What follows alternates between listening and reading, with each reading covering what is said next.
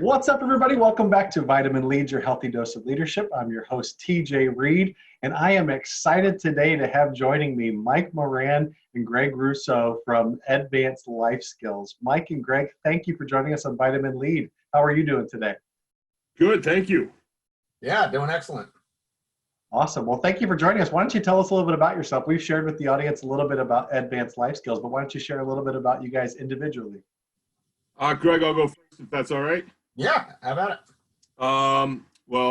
I live in New Hampshire, grew up in California.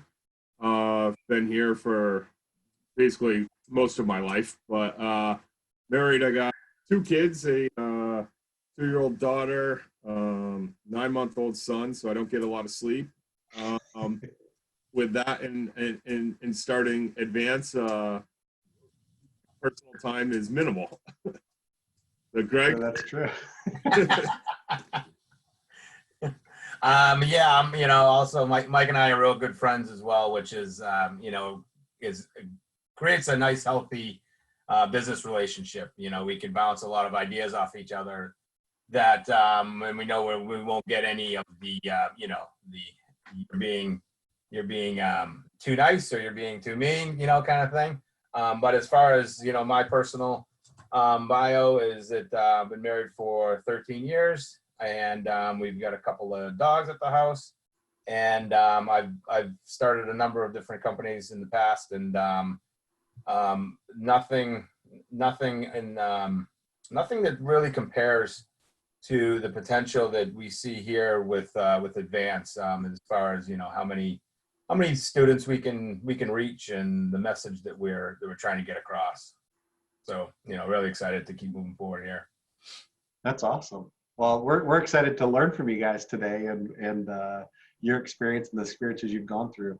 One of our favorite questions that we ask people at the start of the interview on Vitamin Lead is, could you tell us about one of your first jobs and maybe a lesson that you learned in one of your first jobs that's kind of carried through your career up to this point? Mike and I were actually just talking about this the other day.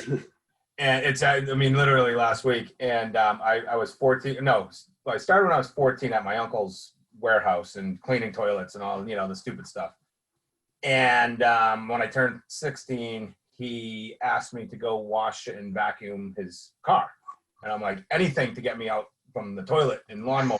So, I went and I washed the car, got the car washed at the the local car wash. And then in order to wipe down the dashboard and stuff, I brought it to another parking lot, and I just kind of took my time, and I didn't know that he had a meeting to get to, that he needed the car back. So he sent somebody else to come look for me, and they couldn't find me. And this was way before cell phones, obviously. Yeah. And so this was a good lesson to learn that, you need to stick to the path that, you're being told. And what is this, almost 30 years later, I still remember that vividly, that, I totally screwed up. And, when you have duties that you need to follow, you need to follow them. You can't create things on your own. Yeah. How did it end up when you got back there and they finally found you? Oh, he was very upset. Yeah. It was like an hour later or something, and he's not happy. Not happy. Yeah, that's the way that went. That's awesome. Mike, how about for you?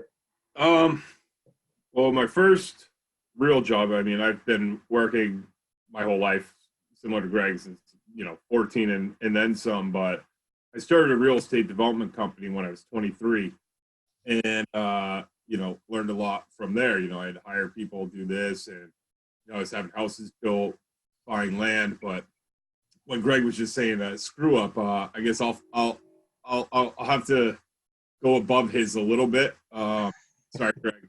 Yeah. Built a nice house on a golf course. Was finished. It was for sale.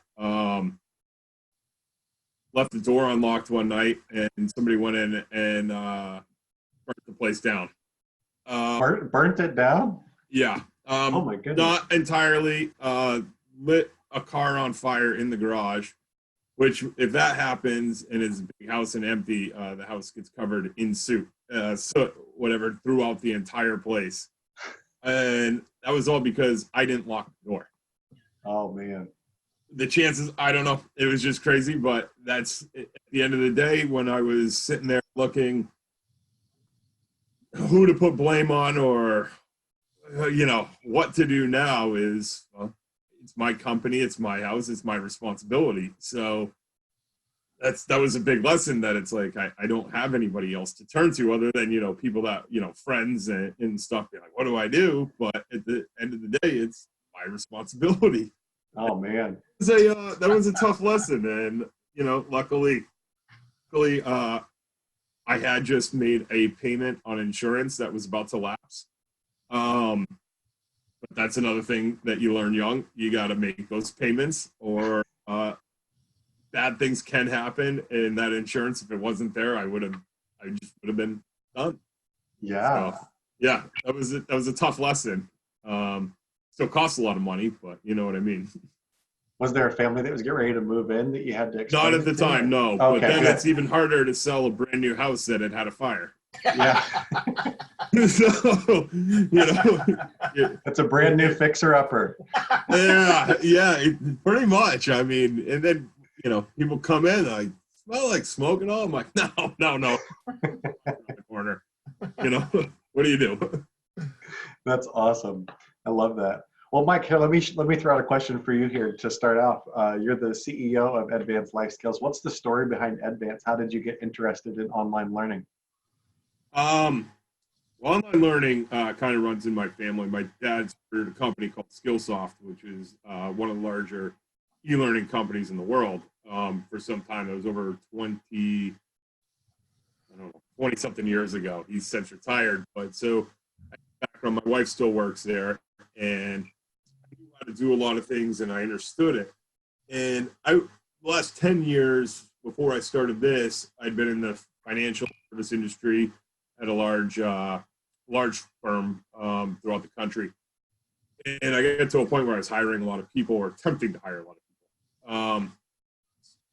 Did some training for the hirees we had. But then when I noticed why we switched over to education and hire people, I couldn't get them to show up for an interview on time. I couldn't have them come in prepared. So I just noticed this giant gap in, there's so much corporate training and all this. Well, what about the training from people that don't have jobs, like the college students and so on that are coming fresh into the world? And then I was originally just going to start with just doing financial training for college students. And then I looked deeper and deeper, and I was like, whoa, this isn't even scraping the surface of what needs to be done. You have the social media problems, which was huge, because before I'm hiring somebody, I'm going on their Facebook page or whatever, and I'm just looking for whatever. And then I'm going, all right, that's fine. People do things and they post them. But you can tell a lot by somebody's page if you look, and we call it the red Solo cup problem, where if every picture they got a red Solo cup in their hand, I'm guessing it's not water, because right, who does that, especially in college, and you can just tell. And so you sit there, and I started just going, all right, how can we help? What can we do to maybe just give some of these former students a little bit of heads up coming into the real world, that it's like, you really only do get one first impression. So if you show up 5 minutes late for an interview, short of having an accident or an emergency, it's like you should be there a half hour early, sitting in the parking lot. Things like that. It just really went. And then I brought Greg on with me, and we started running. Then we just started reading the news, talking with students, and going back to our experiences in college, that we did things, Right. Even though the financial world, credit card debt and stuff like that. Yeah, I had no problem with Red Sox tickets whenever I wanted, and I'll pay for it later. That's what summer jobs are for. But summer jobs don't pay that much. So Right. in trouble. But so with that being said, that's really why we started doing it, and hoping we can help students. And not only that, just they're going to be our future. And nobody wants to work, but the ones who want to work, they got to do it right and show up on time and things like that. And Greg, I'll let you go, Greg. Yeah, I mean, Mike, I think you hit the nail on the head when it's, you get a first impression, but there's still a lot more to, we've heard so many stories of college students that, they're bright individuals, but they're just lacking, some of these soft skills, these interpersonal skills, and even things that we take for granted. I just heard, I think it was at the beginning of this school semester, friend of a friend's son went to school, and his roommate didn't know how to do the laundry. So he poured the entire jug of laundry detergent in the machine. And next thing you know, there's a giant mess there. And, these are, just little things like that. And I'm using that as a small example. There's a lot of bigger issues that we tackle. But that's just a small little, things that we take for granted that we think is common sense. It might be common sense to us, but not everybody, so. Do you guys think it's like a systemic thing? Like, is it something that has traced all through like the K-12 experience that we're not doing a good job of making healthy citizens there? Or like, what do you trace it back to? Well, I would say it's multiple things. The interpersonal skills are not as needed as they were when we were growing up. Everybody communicates through cell phone or text or those things. So I think you lose a lot by actually meeting with people face to face and, having these conversations. Everything's so quick and, through these things that out on stuff. And then I think in general, and I'm not trying to knock a different generation because my generation was knocked, but there is a lack of wanting to do things or responsibility, I think. Don't know the way to phrase that correctly without it coming across insulting to people. I just think it's just the world we live in now. Greg tapping because I'm a little flustered on this because it's hard to answer. Yeah, and to get a little bit deeper into it, there's a lot of students that are lacking, really good home life, and a lot of these lessons that we touch on should be taught at home. And people are working double, 2 jobs, and single parents, and everything is, it's hard to get some of those skills across to your children when you don't have the time. And even parents talk to their children via text as well, and so the interactions don't support some of the lessons that should be taught that we take for granted as well. Well, and another thing too is that a lot of people, myself included, growing up, I didn't want to listen to my parents. Right. I'd listen to a baseball coach because I had to, in a sense that otherwise maybe I wouldn't play or whatever it be. But your parents, even though they end up usually being correct, or they're trying to steer you in the correct direction. But so what we're doing is trying to say, all right, well, let's take best practices, things we know that are maybe common sense to all of us, but it's not necessarily to somebody younger, and say, look, just listen.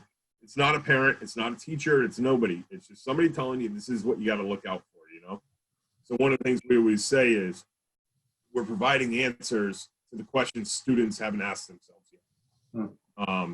It's right there in front of them. And so hopefully we can, hit some of the future problems before they become a problem.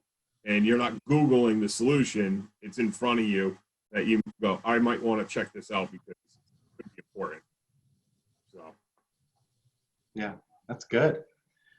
So as you're dealing with that, what are some of the problems that you're seeing in the educational system today that you're trying to address? Like, it seems like you guys are adding to what's out there in the educational system because it's just not matching up with what you would hope to see from students out there, right? Yeah, when you look at the, the mental health issues that are plaguing, the nation, and no matter who you talk to, every organization is understaffed, underfunded, overwhelmed. And so, that's an issue on college campuses as well. And we're not here. Our goal isn't to replace programs that universities have in place. We're here to supplement them and to add on to them. And when their services get overwhelmed, then there's another resource for them to turn students towards. That's a trusted source, and it's that it'll hold them over, hopefully, and or help them out, help them with starting a resume, for example. Yeah. And when you get into that meeting with the career counselor, then you have a leg up, because you're already well prepared going in. Yeah, a lot of our stuff is it's to teach or provide knowledge for things not taught in classrooms, things that you're just not going to learn unless you learn it by mistake or you're told.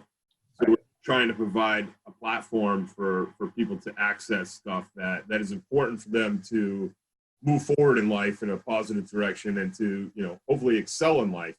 There's nothing harder than recovering from a bad incident, whether that's a financial problem, a relationship problem, whatever. Your college experience can be great, but it can also be terrible if you just can't learn to live with your roommate. So we have a course on how to live with your roommate. Oh, that's interesting. Yeah, before you pack up and just say, I'm done, well, there's solutions around it. All right, well, one conversation with the roommate, you try and figure out, hey, you could be just as annoying as You could be the problem. Yeah, exactly. A lot of people who are the problem don't want to say I'm the problem. Yeah. But yeah, it's things like that little things that college doesn't have time, and high school as well. They don't have time to sit there and coddle each student and get through every issue. There's just not, mental illness is a big project that's in front of us. And there's, I just want to reference this, the mental health treatment's grown by 35% in the last couple of years. And this is a data from 39 universities, but I'll just tell you one. This is in University of Nevada. They have 11 licensed counselors for 30,000 students. That's not practical to deal with when you have the growth of that. So what our goal is to create, we have a little bit of it, but we're working with some professionals and people from universities to really find out what the problems are on campus that students are dealing with. And so we want to take it that, all right, well, I went to the counseling center and I can't get an appointment for 6 weeks. And maybe I'm not to the point that I'm going to drop out or do something drastic, but I'm really struggling here. All right, well, obviously they probably have some type of protocol. That's great. We want to be part of that protocol, that we can have a set of videos that, it gives you something to just say, hey, breathe, go talk to your friend, go for a walk, go for a run, do whatever it is to help time. And, and also to, relay through our messages that you're not the only person going through this. And, sit there and just be an extra resource for students, that they're not going to Google everything that's going on. Like, if you're having, what you think is a panic attack, that's okay. You're not necessarily having a heart attack.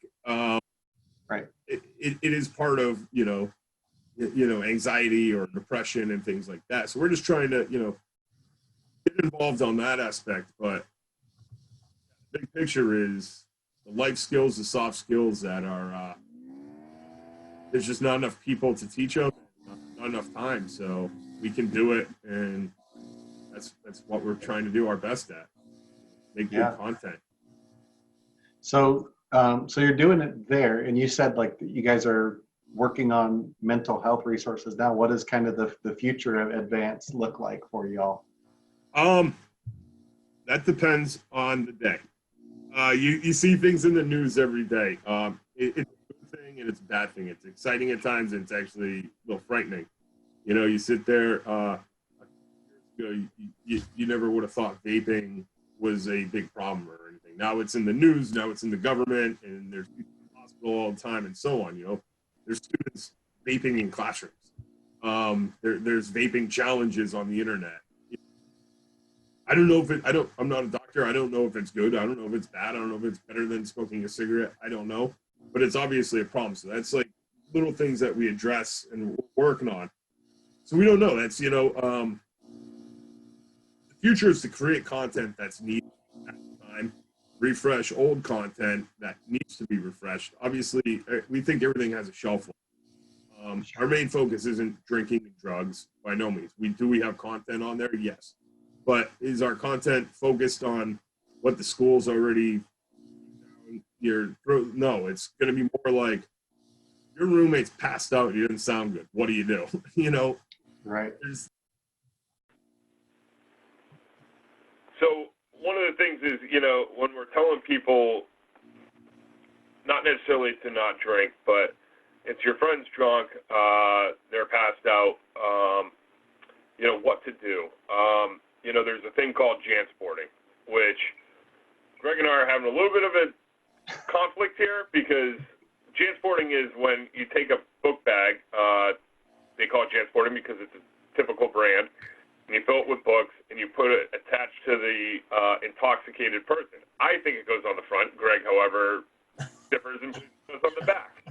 At the end of the day, it's to prevent the person from choking on their own vomit. With that being said, it's not a good idea. It's a lot of weight. It doesn't work. You can get stuck. There's a million complications behind it. But this has been done, and it's been actually done in some fairly large cases. One that's still in court in a large university in the States where a student passed away. But that was one of their solutions to what happened is, well, we'll jansport him for a little bit. And so we can go get some rest, and he's not going to throw up.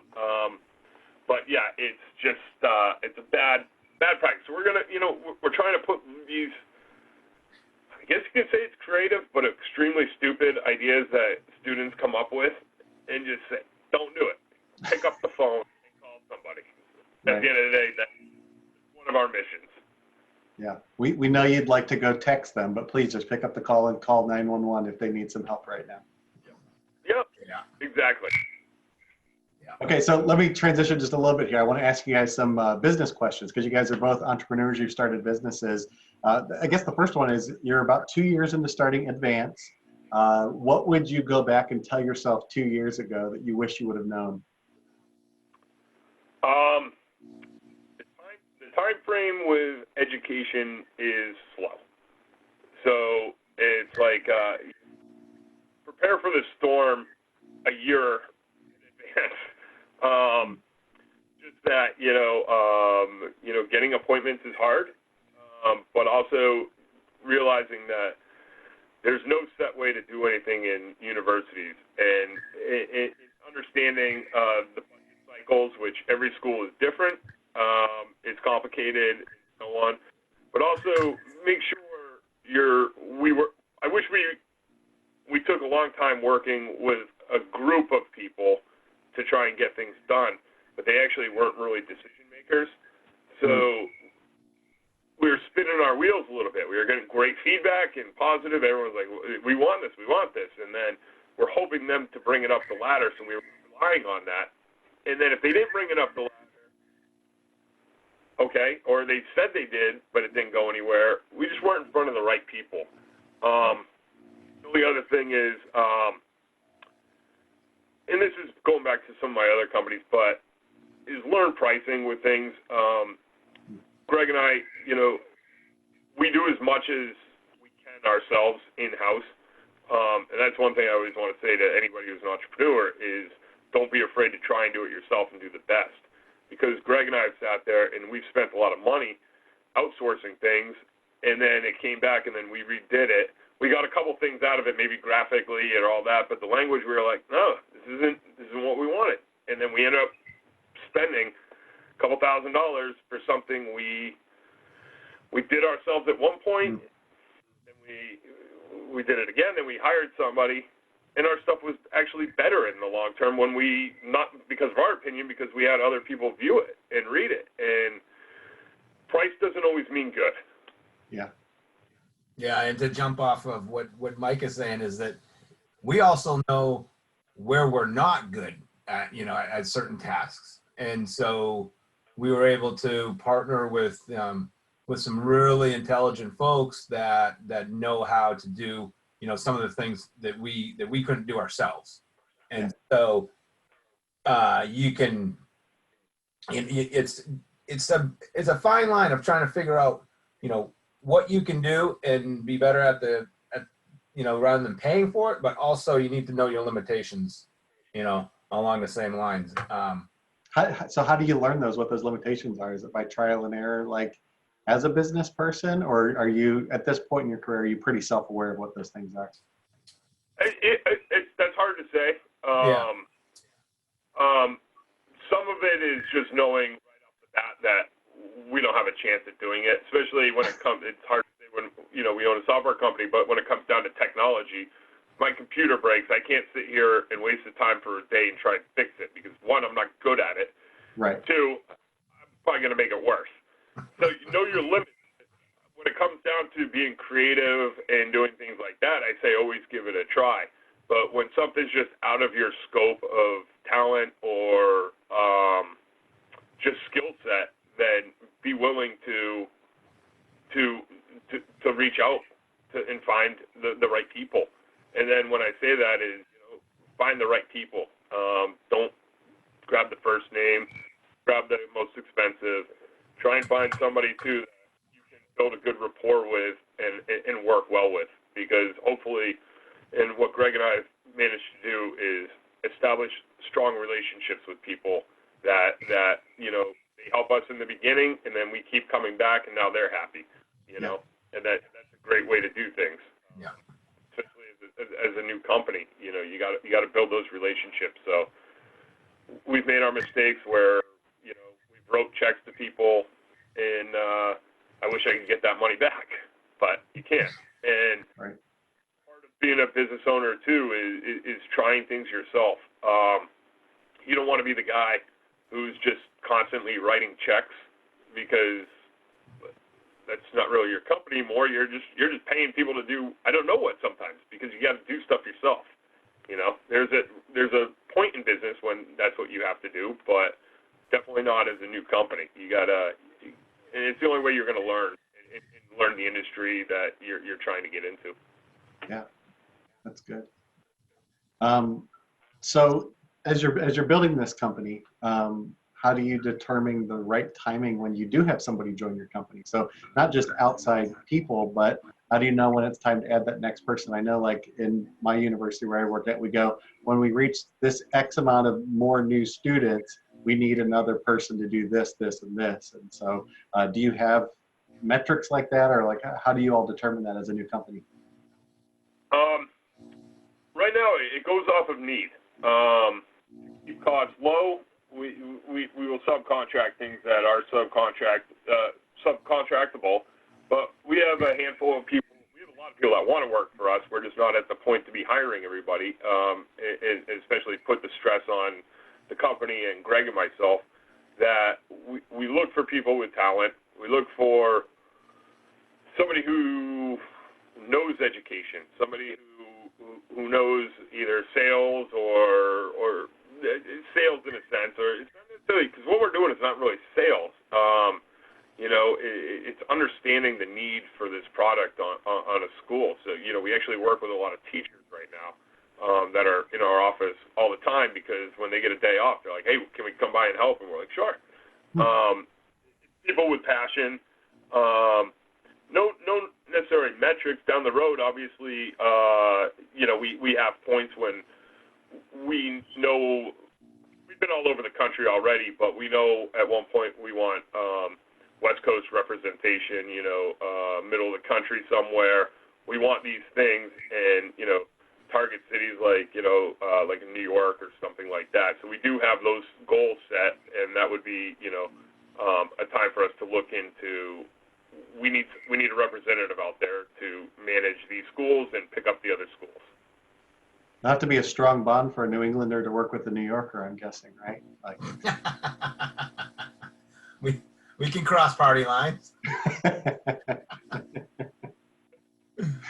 anything you wanted to add, Greg? I'm sorry, I didn't mean to interrupt that. Oh, no. It's just, I look at it from, another business that I started, which was, it's one of those, the type of situation where a lot of the times you just gotta, put your boots on and go to work, it's like what Mike was saying at the very beginning when things go awry, they fall on your shoulders. And if the job's not getting done, it's falling on your shoulders. You can hire as many people as you want, but if the tasks still aren't getting done, then it's still on you, as the owner and, or COO. And, that's where it's, sometimes hard for a lot of people to understand. Mike texts me, he's a night owl, so I constantly wake up. I wake up at 5 a.m., go to the gym, but I get texts from him, all hours of the night, 2, 3, 4 in the morning on things that pop into his head. He never shuts off, which is awesome. It's a great quality to have. On the standpoint from his, might hate it, his wife might hate it, but from a business partnership, I love it because it just, he's constantly working. Me, on the other hand, I'm a very compartmentalized person. And so when I'm working hard. When I'm sleeping, I say that, but you can never get, away, 100%. But it's just, Mike and I, we make a real good, and, we complement each other really well in a lot of respects. And that's one in particular. I need to get half of his sleep. Well, when Greg was talking, it reminded me of this quote by Simon Sinek. He says, when you're working hard for something you don't love, it's called stress. But when you're working hard for something you love, it's called doing that. And so kudos to you, passion, whether it's... Yeah. Did you get me there? No, we lost right through the quote. We lost. Oh, man. So when you're working hard for something you love, it's called passion. That's what Simon Sinek called it. And so just wanted to give you guys kudos for working with passion, whether it's compartmentalized or 4 a.m. text messages. So. Yeah. Well, I appreciate that. Thank you. Yeah. One last question for you. So Vitamin Lead, our tagline is your healthy dose of leadership. How do you define healthy leadership? Well, leadership, in my opinion, it's about taking action. And that's what, this is nothing to do with our company, but we always say act versus react. Granted, but you in life, you always have to react, but you still have to. It's, just moving forward. Like Greg said, no matter what, you got to put your boots on in the morning and go deal with it. I dealt with a lot of issues with different businesses, especially restaurants and, in New England here with pipes bursting, coming into a holiday. But no one's going to deal with it without you. You got to sit there and rally the troops and get things done. And that's what it is. It's about, one, you got to listen to people, you got to acknowledge problems, and you got to deal with them. Yeah, and off of that, Mike, too, I like, we always find ourselves in some of these stressful situations, and, you're surrounded by other people that are in this, same situation. And, it's easy to lead in the good times, but when you have the stressful situations, or you have, you're in murky water, or, you have some really, some struggles ahead of you, that's when true leadership comes out. And that defines, a true leader. The good times are easy. It's the tough ones that really get you going. That's good. Thank you both. I think those are really great things about healthy leadership and making sure you have that in your life. So as we're wrapping up here, how can they find Edvance Life Skills, or how do you want them to connect with you, our Vitamin Lead audience? How would you like that they connect with you? Yeah. Our website is Edvance. It's EDVANCE lifeskills.com, and you can was it Greg? Info at Edvance Yeah. Life Skills. Yeah. Yep, and yeah, that's the easiest way. Greg and I are both on LinkedIn. Our first and last names attached to at Edvance Life Skills is our email. So anybody feel free to reach out, and yeah, that's it. Love to hear from you for sure. Yeah, I'll make sure to put that in the show notes as well so they can get a hold of you guys. But thank you, Mike and Greg, for being a part of this today. Thanks for being a part of Vitamin Lead, and we'll look forward to talking to you guys again real soon. Thank you, TJ. Yeah, absolutely. Have a nice day. Bye-bye.